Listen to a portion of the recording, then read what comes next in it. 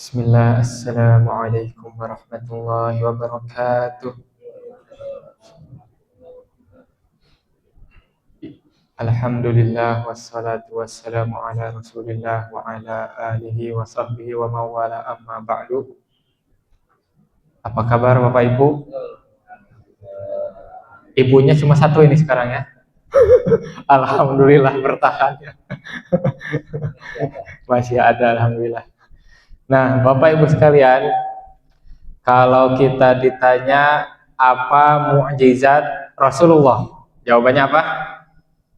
Al-Quran ya.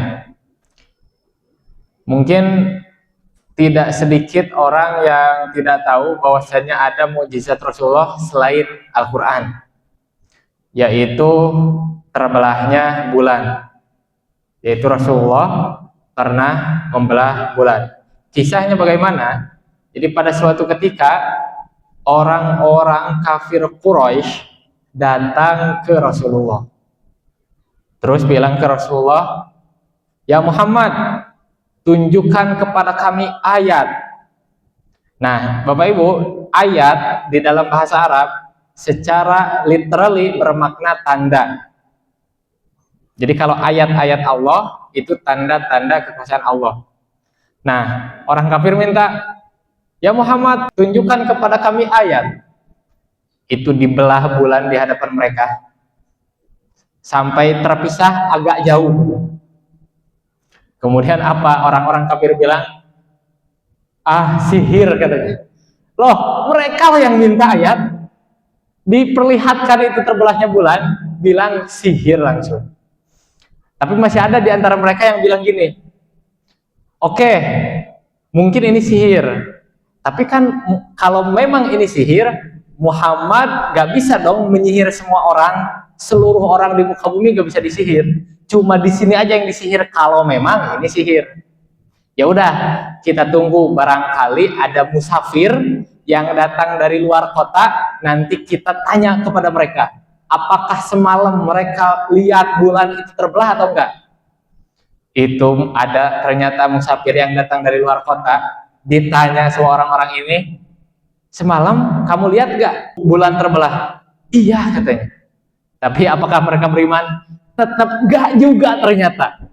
Subhanallah, tuh mereka yang minta dikasih, diperlihatkan, udah diperlihatkan bilang sihir. Semua orang lihat begitu, tetap aja. Makanya turun Al-Quran surah Al-Qamar. Al-Qamar itu artinya bulan ya. Iqtarabatis sa'atu wa syaqqal qamar. Telah dekat hari kiamat dan bulan telah terbelah. Wa iyyarau ayatan yu'ridu wa yaqulu sihrun mustamir. Dan kalau mereka melihat ayat, melihat tanda, mereka berpaling dan mereka mengatakan ini adalah sihir terus-menerus. Wa kadzabu wattaba'u ahwa'ahum. Mereka mendustakan dan mereka mengikuti hawa nafsu mereka. Nah, ini ternyata penghalangnya. Hawa nafsu. Ada kisah kedua, Bapak Ibu sekalian. Pernah dengar ya Abu Jahal? Nah, Abu Jahal itu pernah ditanya oleh temannya yang namanya Al-Akhnas.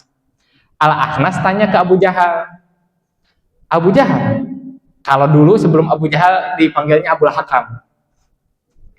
Nah, Abul Hakam, kamu percaya gak Muhammad itu nabi? Apa kata Abu Jahal nih? "Ya, aku percaya," katanya. "Aku tahu dia dari kecil dan sampai saat ini dia gak pernah bohong," kata Abu Jahal. Apalagi Abu Jahal pernah sembunyi-sembunyi mendengar Al-Quran, dia paham itu Al-Quran. "Aku percaya dia nabi." "Kok kenapa kamu gak beriman aja sama Muhammad?" Apa kata Abu Jahal? "Klanku sama klan Muhammad itu selalu bersaing." Jadi Abu Jahal itu dari klan Bani Makhzum. Kalau Nabi Muhammad itu dari klan Bani Hashim. Dua klan ini selalu bersaing. Kalau misalnya ada jamaah haji yang datang ke Mekah, tamu yang datang ke Mekah dijamu. Kalau misalnya Mekah terkena serangan dari luar, mereka masing-masing bersaing menunjukkan nasionalisme masing-masing dari mereka. Jadi semangat berperang untuk membela Mekah. Nah, jadi Bani Hashim sama Bani Makhzum terus-menerus bersaing. Terus kata Abu Jahal, kalau sekarang aku sampai mengakui Muhammad sebagai nabi, aku beriman kepada Muhammad, maka dari sisi mana lagi klanku bisa menang? Maka dengan ini aku tidak akan pernah beriman kepadanya selama-lamanya, kata Abu Jahal. Tuh.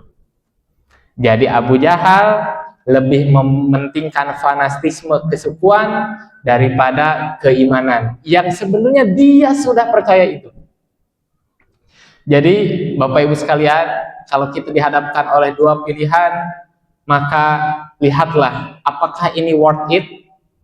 Kalau kita dihadapkan, kita akan mendapat jabatan, tapi konsekuensinya kita harus melanggar pelanggaran agama. Itu sangat tidak worth it. Karena jabatan bertahan berapa tahun, sedangkan kita di akhirat itu tidak akan pernah mati lagi. Atau kita misalnya melanggar pelanggaran agama hanya untuk tahta, hanya untuk pekerjaan misalnya, itu sangat tidak worth it. Dan Allah akan selalu memperlihatkan tanda-tanda kekuasaannya kepada manusia.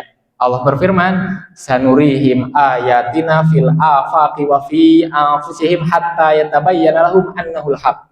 Yang artinya, kami akan memperlihatkan kepada mereka ayat-ayat kami, tanda-tanda kekuasaan kami dari segenap ufuk dan pada diri-diri mereka sendiri, sampai mereka yakin bahwasanya Al-Quran ini adalah kebenaran.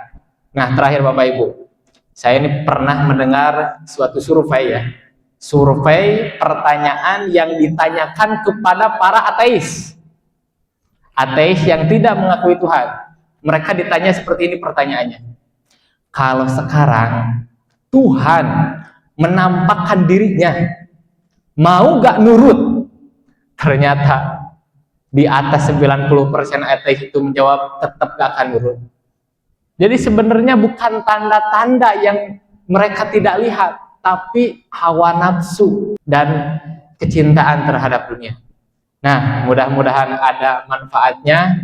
Kita mulai sholat tarawih kita.